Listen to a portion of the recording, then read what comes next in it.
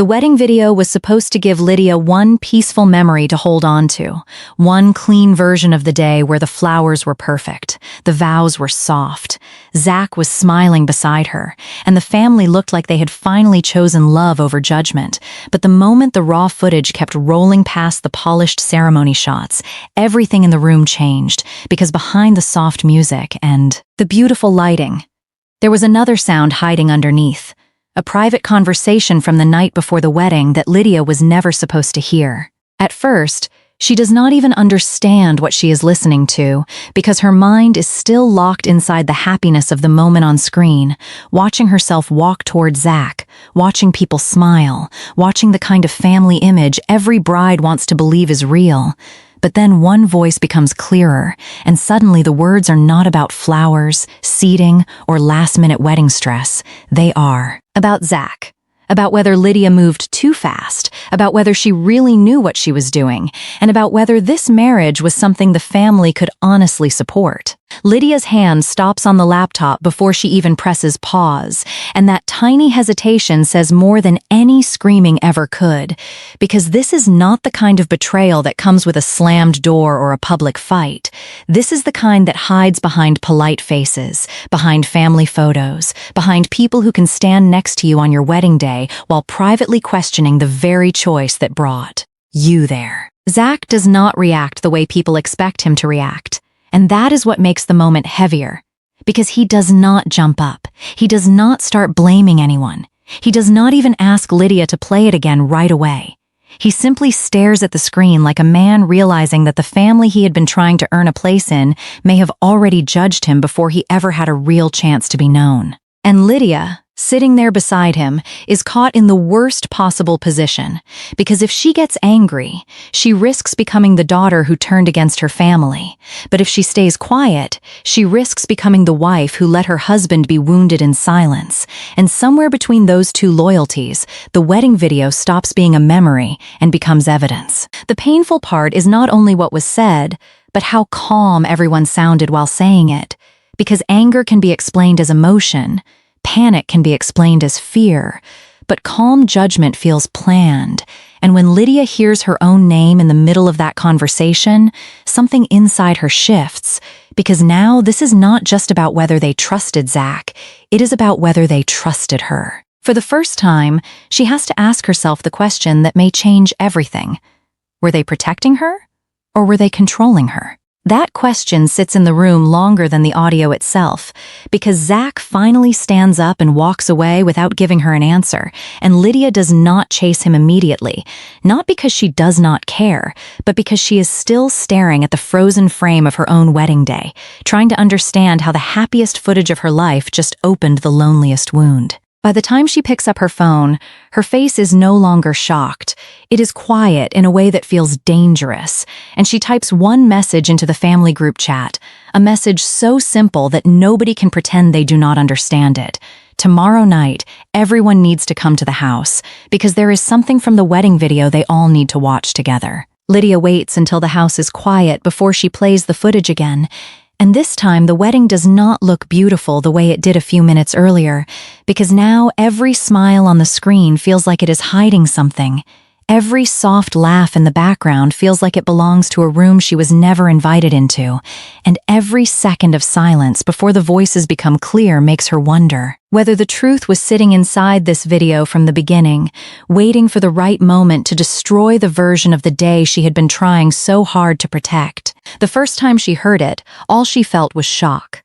But the second time is worse, because now she is listening for meaning, listening for tone, listening for who sounds worried and who sounds certain, and that is where the pain becomes more complicated, because nobody in the clip sounds openly cruel, nobody is screaming that Zac is terrible, nobody is saying something so obvious that Lydia can simply point to it and say, "There, that is betrayal."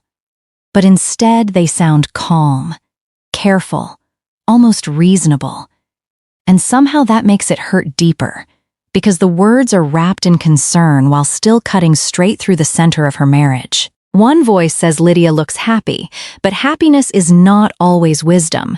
And another says that after tomorrow, everything becomes harder to fix. And Lydia pauses there because that sentence does not just question Zac, it questions her ability to understand her own life, as if her wedding was not a choice she made, but a mistake everyone else was quietly preparing to survive. And the longer she sits with it, the more she realizes the conversation was never only about whether Zac was accepted, it was about whether Lydia was trusted. That is the part Zac understands before she even says it out loud, because when he finally comes back into the room, he does not ask who said what first. He does not demand that she defend him, and he does not make the pain about his pride. He simply looks at the frozen screen and tells her that the hardest part is not knowing they doubted him. It is knowing they doubted her while pretending they were standing beside her. And now the story becomes harder to judge, because maybe the family really was afraid. Maybe the timeline felt fast. Maybe they saw Lydia stepping into a life they did not fully understand and thought silence was safer than confrontation. But that is exactly where the wound lives, because concern that stays hidden until it becomes evidence does not feel like protection. It feels like control wearing, a softer voice. Lydia keeps replaying the same few seconds, not because she wants to punish herself, but because she is searching for the moment where love turned into judgment. And then she notices something she missed before. One person standing close enough to hear everything but saying nothing, not defending Zac, not defending Lydia, not stopping the conversation, just watching it happen like silence could keep them innocent. That silence follows her into the next clip. A separate raw file labeled rehearsal audio, and when Lydia opens it, the room feels smaller.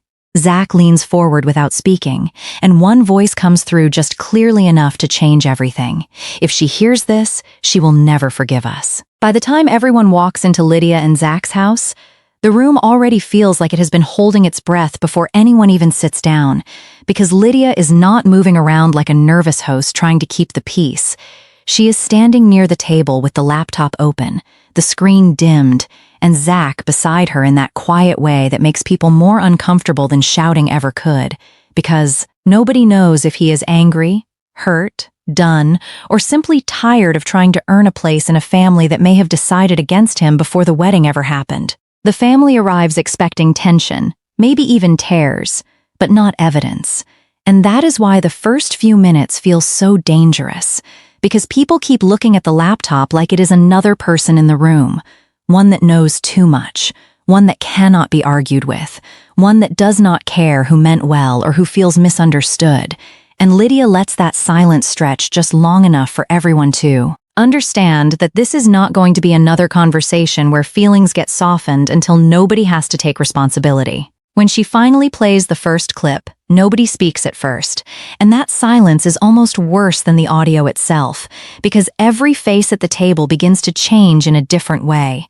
One person looks embarrassed, one looks defensive, one looks like they already know exactly what is coming, and one person keeps their eyes down as if the table suddenly became the safest place in the entire house. Then the explanations start, because families can sit in silence for only so long before someone reaches for the oldest excuse in the book, and the first defense is that the conversation was private.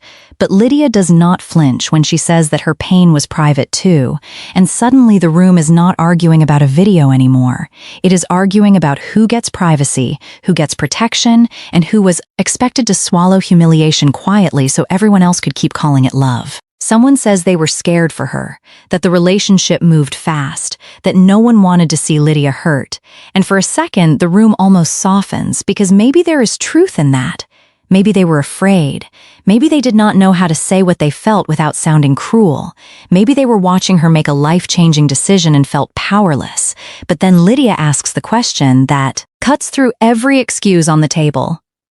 If they were so worried, why did nobody talk to her like an adult before turning her wedding night into a private family meeting? That is when Zac finally speaks.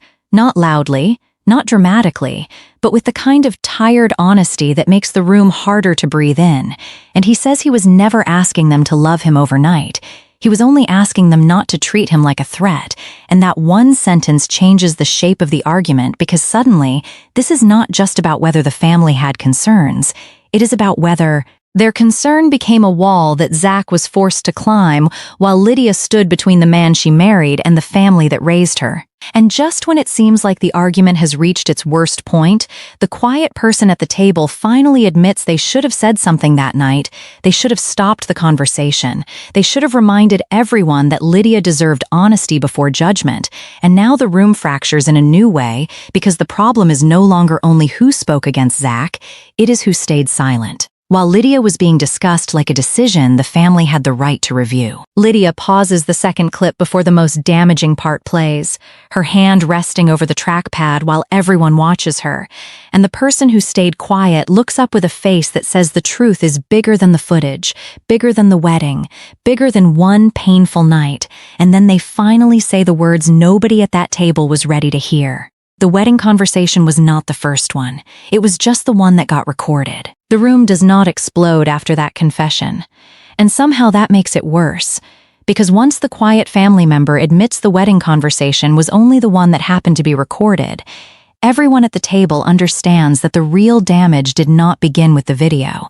It began much earlier, in smaller conversations, in worried looks, in careful warnings, in private questions that kept circling around Lydia's marriage while Lydia herself was left outside the circle. Lydia does not cry right away this time, because the shock is starting to turn into something heavier, something colder, and she looks around the table like she is seeing the shape of the past few months for the first time, wondering how many smiles were real, how many hugs came with hesitation, and how many people had already decided that her happiness was fragile enough to be managed by everyone, except her. The quiet person explains that there were conversations before the wedding about whether Lydia was rushing, whether Zac had too much influence too quickly, whether somebody should step in before everything became permanent, and nobody says anything cruel enough to make the room simple. Nobody gives Lydia one clean sentence she can hold up as proof that they wanted her marriage to fail, but that is exactly why the moment hurts so much.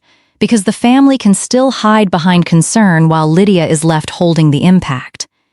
And then she asks the question that nobody at that table can answer fast enough. Did anyone trust me? The pause after that question becomes the loudest part of the entire night, because if the answer were yes, someone would have said it immediately. Someone would have reached for her hand. Someone would have told her that even if they were afraid, they still believed she had the right to choose her own life. But instead, everyone sits there trapped between love and guilt, and in that silence, Lydia finally understands that her pain is not only about Zac being rejected, it is about her being treated like a daughter who needed supervision instead of a woman building a marriage. Zac speaks after that, but he does not ask to be liked anymore, and that is the first real power shift, because up until this moment, he has been the outsider waiting to be accepted, the husband trying to prove he is not dangerous, not controlling, not the reason Lydia changed, but now he looks at the family and says he cannot keep walking into rooms where he is already guilty before he opens his mouth. He tells them he does not need instant closeness. He does not need forced smiles. He does not need everyone to pretend the damage is gone. But he does need boundaries, because a marriage cannot survive if every private fear in the family becomes a shadow in their home. One family member tries to apologize, but the apology bends back into defense almost immediately because they say they are sorry Lydia is hurt, but she has to understand their side. And that is when Lydia finally lifts her head and says the words that change the entire room. That is not an apology. Because this is the real fracture now.